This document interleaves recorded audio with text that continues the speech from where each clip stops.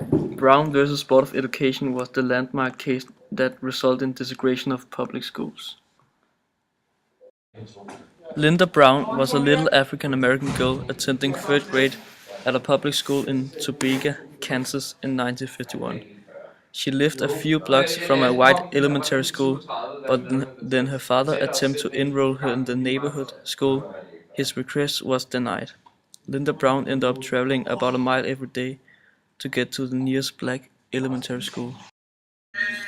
In the summer of 1951, Mr. Brown, father of Linda Brown's case, was heard by the U.S. District Court for the District of Kansas. The remedy requested was an injunction to prohibit segregation of public schools in Topeka.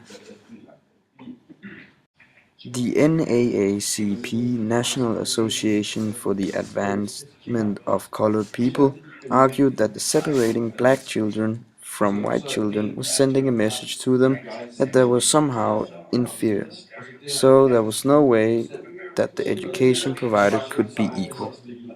The Board of Education argued that segregation was a fact of life in the states where these children attended school, and that segregated schools helped prepare the children for the reality of what their adult lives would be like.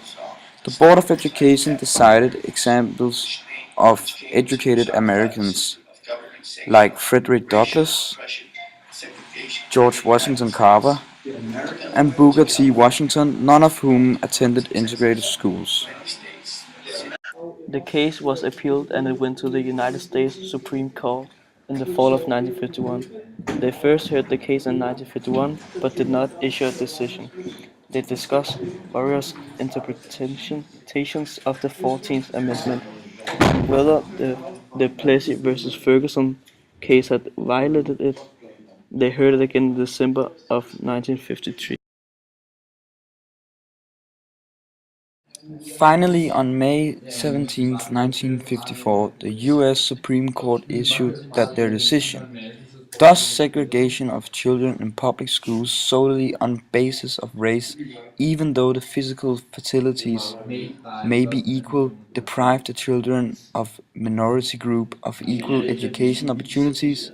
We believe that it does. We conclude that in the field of public education, the doctrine of separate but equal has no place.